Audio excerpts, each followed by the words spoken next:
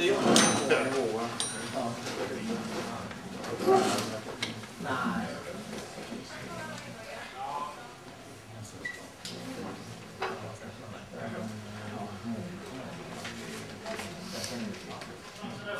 Göteborg, Gais.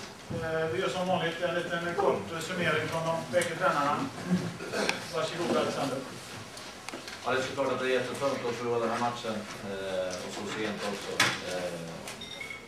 Började lite knackigt, sen tycker jag att vi växte in i det, hade en bra period i första halvlek. Nu tappade vi en liten bit där när de är 1-0 också. Lite försiktigt. Vi tycker vi stöttar tillbaka, hade gott mod när vi pratade i halvlek och tyckte att vi skulle kunna vända det här. Vi går ut i andra och gör det jäkligt bra i början. Och får in 1-1 också där. Det var ju ett jätteläge precis efter det, precis också när Färt upp det. Det var en period när vi är riktigt bra där. Sen efter ungefär 65-70 då börjar vi tappa av lite. Göteborg slår sina långa bollar och är bra på det och får ner oss så att det gör att vi får omställningar fast det blir långa löp och vi får inte tillräckligt mycket folk med i boxen så att vi får inte de här riktiga farliga chanserna utan bara massa nästan lägen. Så det är riktigt tråkigt att vi släpper in en sån där tid för att sluta. Men så är det. Tack Alexander. Stefan. Tack, oerhört.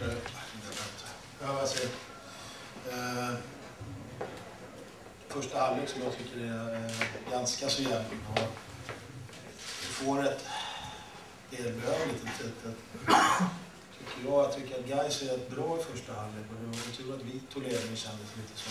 Och, Alexander pratade om lite långbollar. Något som de satt i system, det var att sätta in långa bollar bakom våra vänsterback och Dyrstad. Det gjorde väldigt bra med sina löpningar. Där fick vi lite problem i första. Vi valde i halvtid att vända lite på siffrorna vad gäller mittfält. Vi spelade 4-1 innan dess och valde att gå ner med 2 defensiva framför våra mittbackar. Det slutade precis tvärtom. Då kvitterade till 1-1 så var vi tillbaka till 4-1. Jag tycker att vi kommer tillbaka riktigt bra i andra halvlek. Tittar man på målchanser och så kunde vi ha gjort 2-1 tidigare.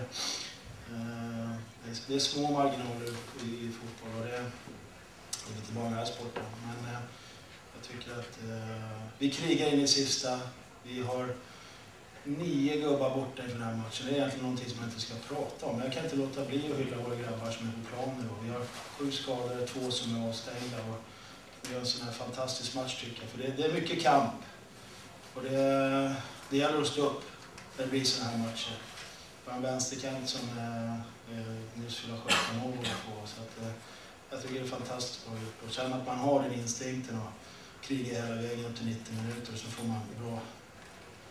man betalt för det. Jag tycker det är fantastiskt bra, inte bara fotbollsmässigt utan mentalt.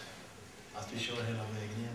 Så det är givetvis, vi har ett bra läge, vi måste försöka gå för 3 poäng. Men det är inte alltid det blir så mentalt när man är där ute. 1 poäng kan också nog så viktigt. Men det här var jättekul att se. Så jag är stolt, jag är nöjd med grabbarna och med inställningen och attityden som vi har. Tack Stefan. Varsågoda. Fråga. Stefan, ert ledningsmål, han vinner en duell som Selakovic trycker in. Han hade vunnit några sådana tidigare, men då hade ni inte flyttat upp folk på det sättet.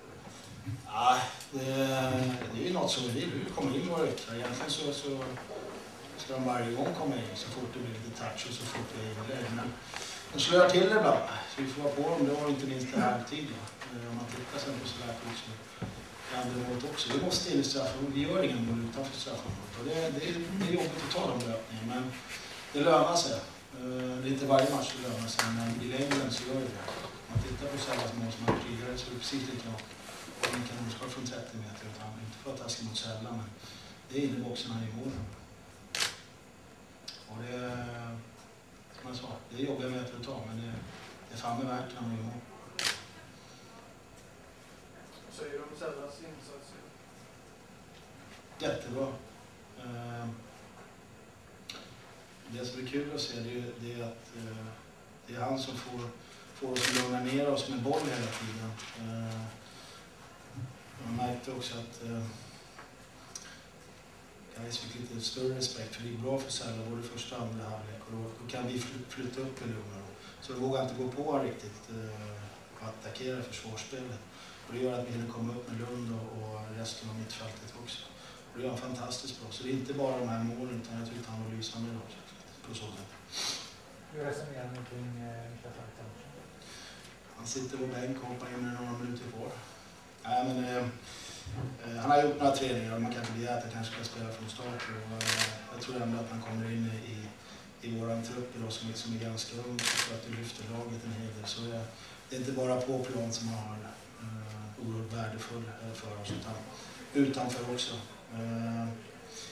Det stod och vägde lite i andra halvlek. Vi kände ju att vi kände starkare och fysiskt tyckte jag. Så jag förväntar mig med byte på så sätt. Alexander, var det medvetet som Stefan pratade om tidigare och söker en liten bakom resten av matchen? Nej, det var ju en period när de satte hög press på så vi ville röra igång och det gick inte. Då blev det enklaste alternativet, det är att slå det rakt i kanalen. Vi fick bra utdelning på det så att det var en bra lösning av Jonas och speciellt Dio som gjorde de lösningarna. Det var inget medvetet någonting vi hade pratat om utan det var nästan mindre för att de satte hög press. Fler frågor? Tack Alexander, tack Stefan.